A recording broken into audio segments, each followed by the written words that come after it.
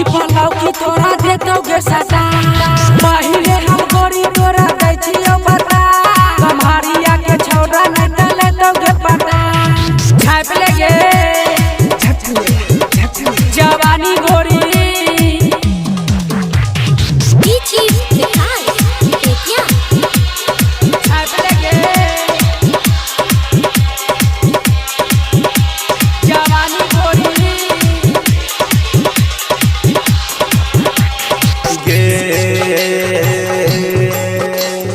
मटकी के मारै छै रनिया जे नाय स्टाइल गे मटकी को मारै छै रनिया जे नाय स्टाइल गे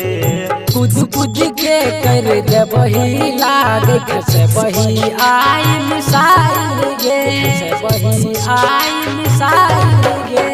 तू संभाल होले होले जोबन दुनु तोहर बोले में ददी है छोड़ी घर के पता आगे बता झाप के चल गे झाप लेके जवानी गोरी के झाप के चल गे जवानी गोरी के ऊपर के कपड़ा तू एना नहीं हटा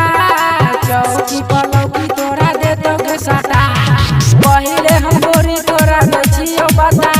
कमहरिया के छौरा नहीं तो लेतोगे पाटा झाप के चल गे झाप लेके जवानी गोरी के झाप के चल गे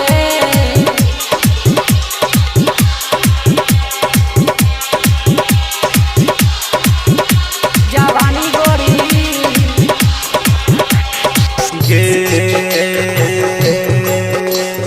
राइटर राजू सुनील मुंशी जे कहतौ माने परतौ सब बोली गे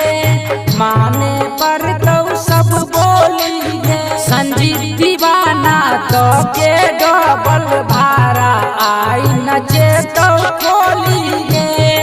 आई नचे तो खोली गे नहीं करिया एको राती बारदास में पवन के पास न तो दिया अपन फोन के नंबर के बात झाप के चल गे